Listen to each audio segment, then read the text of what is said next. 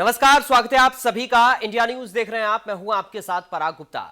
प्रयागराज में संगम तट पर आस्था की अलौकिक दुनिया का आकार लेने लगी है। सूबे के मुखिया सीएम योगी के निर्देश पर महाकुंभ की तैयारियों के साथ साथ महाकुंभ का आकर्षण अखाड़ा क्षेत्र गुलजार होने लगा है। दरअसल 3 सन्यासी अखाड़ों ने एक साथ अपनी अपनी धर्म ध्वजा स्थापित की।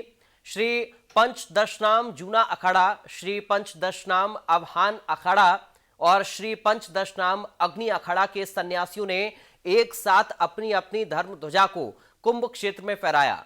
यह दृश्य महाकुंभ की भव्यता के साथ श्रद्धा को बढ़ाता है। इस विशिष्ट आयोजन में मातृशक्ति को भी स्थान और सम्मान मिला। में कुंभ की आगाज ही मानिए, क्योंकि ये धर्मध्वजा है जो आदिकाल से जब राजाओं के पास हुआ करती थी और फिर कैसे ये साधु संतों तक पहुंची, कैसे देश पर आक्रांताओं का आतंक हुआ और कैसे ये इस धर्म की रक्षा करने के लिए इसे साधु संतों को सौंपा गया, वो कहानी तो आपने सुनी है। लेकिन ये देखिए कैसे आदिकाल पौराणिक युग से इस धर्मध्वजा की स्थापना की जाती रही है। इस तरह के धार्मिक महा आयोजनों में और जो की जा रही है, आप देखिए कैसे इस धर्मध्वजा की स्थापना करते हुए हजारों की तादाद में आए हुए जो साधु सन्यासी हैं उन्होंने हाथ से पकड़ रखा है और कैसे इसे उठाया जा रहा है। और ये तस्वीरें देखिए आप कि इस धर्मध्वजा की स्थापना करते हुए आपको यहाँ पर बड़ी तादाद में जो साधु सन्यासी हैं वो चारों तरफ ढोल ताशे बज रहे हैं और कैसे इस धर्मध्वजा की स्थापना की जा रही है।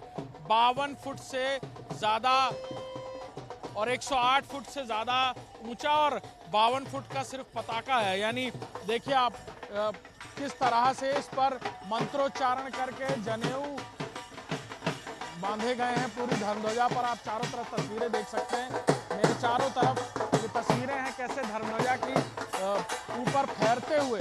और इस बात का ये प्रतीक है ये धर्मध्वजा कि कैसे देश की संस्कृति, देश की पौराणिकता आदिकाल से लेकर अभी तक धर्म जो न सिर्फ आस्था बल्कि विश्वास का प्रतीक है लोगों का, सीधे तौर पर उसके चिन्ह के तौर पर इस धर्मध्वजा को स्थापित किया जा रहा है। और आज से ही कल्पवास करते हुए और अलग अलग कार्यक्रम यहाँ पर आपको कुंभ नगरी में आज के बाद से देखने को मिलेंगे। आज इस धर्मध्वजा के स्थापना के बाद से कैमरामैन दीपक के साथ अभिषेक सिंह, इंडिया न्यूज, प्रयागराज।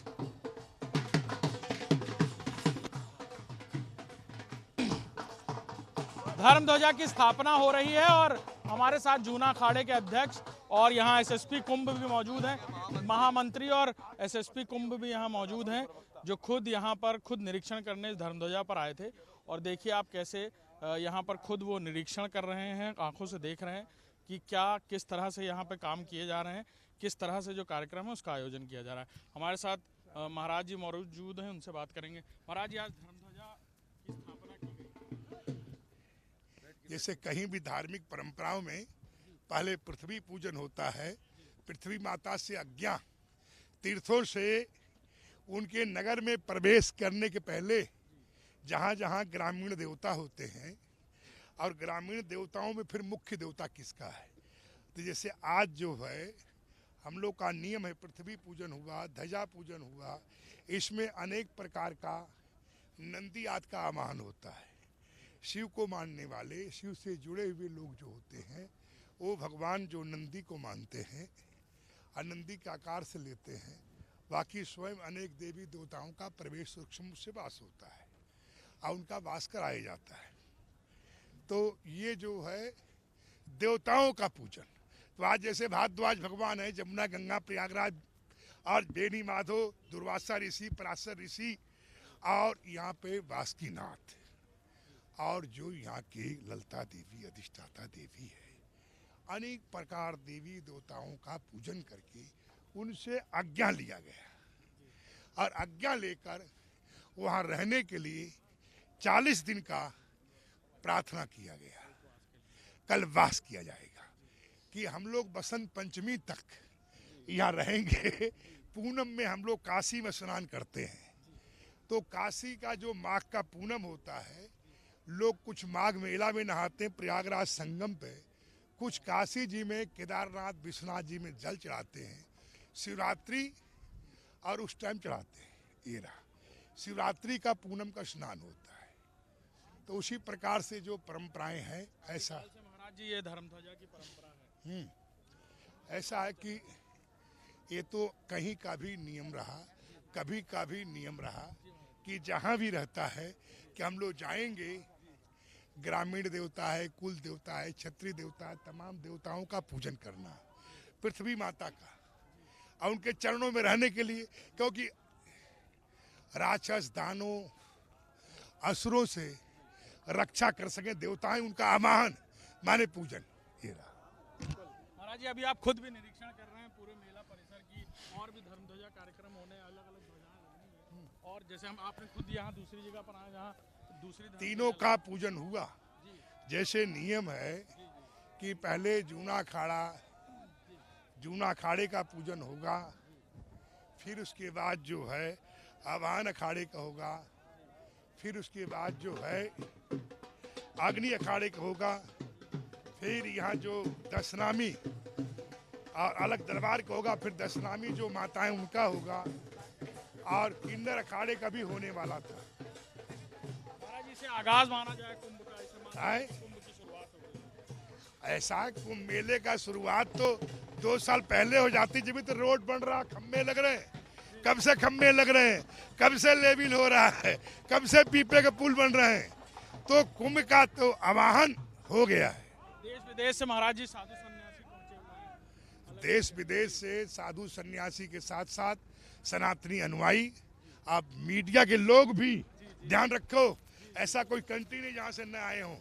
हर मीडिया चाहे पक्ष में दिखाए चाहे विपक्ष में दिखाए, वो उपस्थित जरूर होगी। नहीं, और सभी लोगों का कुंभ मेले में, क्यों, इसमें देव, दानव और गंधर्व और किन्नर सब लोग रहते हैं।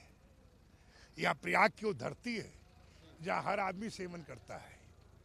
महाराज जी खुद निरीक्षण कर रहे हैं आप, इस बार बहुत फोकस किया हुआ है मुख्यमंत्री योगी आदित्यनाथ जी ने भी, आप लोग की भी बैठक हुई थी, और छोटी छोटी चीज़ों पर बहुत ध्यान दिया जा रहा है बारिश।